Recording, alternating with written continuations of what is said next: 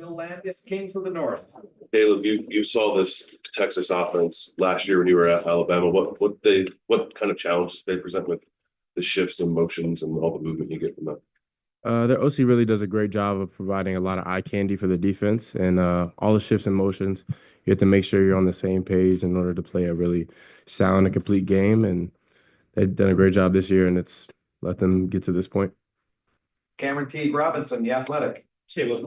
It seems like Jordan Hancock maybe doesn't get enough of the recognition that he deserves.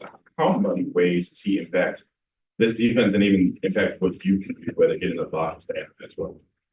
He's a tremendous player. He has a lot of versatility, and that's you can't really put a price on that just because you can ask him to do so many things. And even in the game, like there'll be plays where like I'll feel like we need to change the coverage, and I'll tell him, okay, you play this different position, which he hasn't done, but he makes it work. So he's a tremendous player, and he's going to be a really good talent in the NFL. Bill Rabinowitz, Columbus Dispatch. I asked you after the game about this a little bit, but you're playing more closer to the box now. Was that something that you had suggested or the coaches came to you? And how much do you like it? How much more impactful do you think you can be there? It wasn't something that I suggested. The coaches, they've done that themselves. So, I mean, I feel like I can play anywhere on the field, and I'm just glad to be able to make plays. How do you feel like you're more impactful being closer to the line of scrimmage or not? I feel like it's either way. I feel like if you have me in the post, I can make plays. Have me in man, I can make plays. Have me in the box, I can make plays. So it doesn't really matter. Over to the left, Noah Weiskopf, The Lantern. Caleb, what's it like seeing the offense operate like it has in the first two playoff games early? Your perspective, and then what does that do for a defense throughout the game? I've been ecstatic watching them play. It's been very eventful on the sideline, just seeing them play at a really high level and seeing everybody succeed.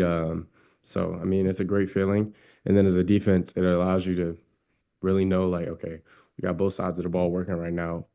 We're playing at a high level. Scotty, we'll take it. We'll let you take it with some Zoom questions there.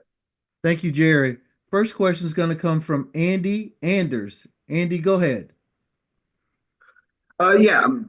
Another question about playing in the box, but I just wanted to draw on that specifically. You know, obviously you said you make plays wherever you're at on the field, but what about playing kind of at that maybe 12-yard depth in the middle maybe allows you to see and read and react to things and flow sideline to sideline when you're in that position?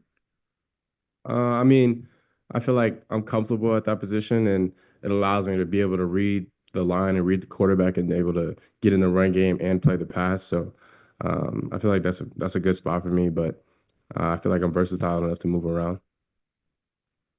Our next question is going to come from Danny Davis. Danny, go ahead. Hey, Caleb. Appreciate the time.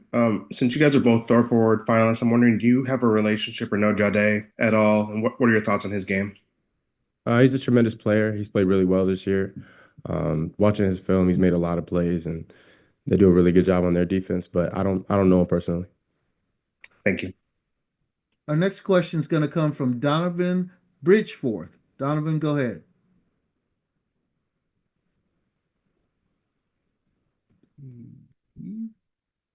I think he withdrew his question. We will go to Kurt Bowles. Hey, Caleb. I was going to ask you about the Michigan thing. Texas obviously went up there at Ann Arbor and beat them, and y'all had your issues with them. Do you put any stock in that, or was that Texas-Michigan game just so long ago it doesn't matter at all? I mean, at this point in the season, it's win or go home. So really, whatever happens in the past doesn't have any stock or anything. Doesn't mean anything. So we have to play on Friday, and that's really all that matters. We're going to take two more from Zoom before turning it back. Our first one's going to come from Stephen from Cleveland.com. Go ahead. Oh, Stefan, I'm sorry. Hey, Caleb, we've seen you were talking about the Ohio State offense, the success that they've had. Obviously, Jeremiah has been a big part of that. What's it been like this year going against him in practice? And, after doing that, does it surprise you at all to see him having the success he's had as a freshman? No, it doesn't bring any surprises. It was pretty easy to see the talent that he has and the blessings that God has put on his plate. But it's always a it's always a challenge going against Jeremiah and the other receivers and Mecca and Carnell in practice, and even guys like Brandon Ennis and Bryson Rogers. They do a great job bringing looks for the defense and create a lot of obstacles. Our final question from Zoom is going to come from Dan Hope. Go ahead, Dan. Caleb, Quinn had a lot of success against you guys when you played him at Alabama last year. Just what do you remember from going up against him last year, and what can you learn from that game? Really smart quarterback, knows how to operate their offense, puts the ball in the right places, and then Coach Sarkisian does a great job putting him in positions to win. Jerry, back to you. Yep, thank you. Rob Aller, Columbus Dispatch. Caleb, JT and Jack playing opposite sides. Are they as opposite off the field as they are on in terms of personality and just the people they are? They're opposites, but they're also like one of the closest people I know. They spend a lot of time together. They've come from different sides of the country, so they're different people for sure. But they're both really great people and really great men. So I respect both of them. Personalities. How would you do that? I'm not gonna do that. I'm sorry. I'm not gonna do that. Podcast. Throughout the season, we would always see you on like Wednesday nights. You and Lathan would be some of the last people off the field. Are the things that you're working on after a practice always the same? Is it a routine? What are the things that you're hoping to get out of those extra moments after practice?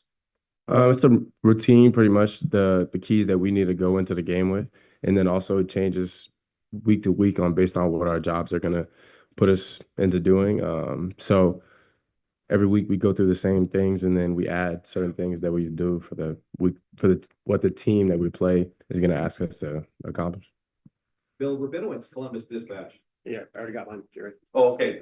Joey Kaufman, Columbus Dispatch. Caleb, when Texas uses play action and they seem to use play action a fair bit, what do they do well in those spots, and what's the key for you guys in those moments with Quinn? They do a really good job with eye candy, and it creates a lot of challenges for defense in order to see if it's run or pass, and to see because that's when they're going to take their shots too as well. So really just having great eye discipline, seeing the line and seeing what it's telling us. So that's what it does. Deep right, Mick Walker, Letterman Row. Caleb, you guys had a pretty good game plan for Tyler Warren when you guys played him. You guys have another Texas has a good tight end and Gunnar Home. What do you guys gonna have to do to limit him, and what do you think about his game? He's a really good player. He makes a lot of plays, and has a lot of receiving yards this year. So really just do the same thing we've done all year. Just be disciplined in our responsibilities, and if you're on them, you got to make the play when it comes. Right in front of him, Andrew Gillis, Cleveland.com. When you look at their receivers as kind of a whole, they spread the ball around, it seems like a lot. What stands out about, the way that they can spread the ball around those different guys? A lot of really good athletes. I played with Isaiah Bond last year. He was a really great receiver, a lot of speed. And then all the receivers have made a lot of plays. So, I mean, everybody has to be on their P's and Q's if we're going to stop them and do a really good job. Front row here, Tim May, Letterman Row. Yeah, Caleb, you moved up here, and I don't have to tell you when you moved, but basically a year ago and stuff. It was a little bit of a leap of faith because you know how many athletes are on this team, good athletes and stuff. But when did you really feel this defense come into its own? And then past that, man, watching you in the Rose Bowl, your recognition of what was coming seemed to be on point. Did it feel like that? I mean, you personally. I think the defense has played really well throughout the season. I think we've had games where we played better and games where we haven't put it all together, but I think that's how all defenses are. So I can't say there's a certain moment where I think we put it together. But what was your second part of your question? In other words, you seemed really on point against Oregon about recognizing what was coming. I mean, you were really active out there directing and things like that. Did it feel like that, I guess? I feel like, as Luke said earlier, the preparation that we put in goes into that, and just feeling comfortable in what we're doing, comfortable in what we're seeing with the other teams. I feel like that allows us to play fast and me and Lathan to communicate to everybody else. Did I miss anyone for questions here? Steve Hellwagon, 24/7 Sports. Yeah, Caleb, you came to Ohio State to play for national championship, and there were a lot of ups and downs throughout the season. Just to be in this position, the last 4 teams still alive, just you feel validated by that, and did you always have faith that this is how it was gonna turn out? I came to Ohio State to become a better player and to help the team be as good as it can be, not to win a national championship. Not like that wasn't the only goal for me coming here. Really just wanted to be on the team and be with the brotherhood. But it's a great feeling being in the Final Four and being with the team and everything that comes with that. But it's a blessing to be here.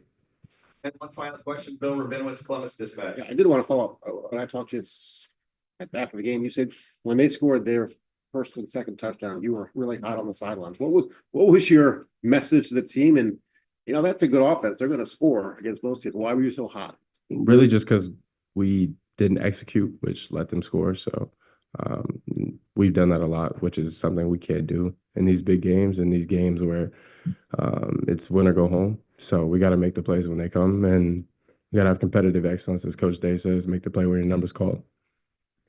Caleb, thank you very much. Appreciate that.